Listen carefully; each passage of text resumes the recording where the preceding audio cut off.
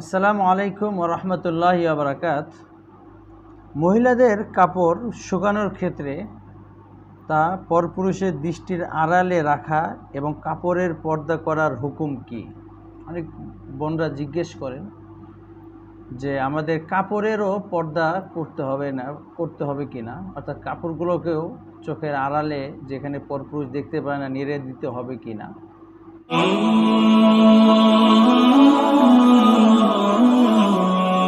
এর উত্তর হলো, মহিলাদের কাপড় শুকানোর জন্য একেবারে গোপন জায়গায় শুকাতে হবে, যেখানে কোনো পুরুষ দেখতে পায় না, এবং এটা তাদের জন্য একান্ত আবশ্যক বিষয়। এমন কোনো দলিল কোরআন সুন্নাতে আমরা পাই না।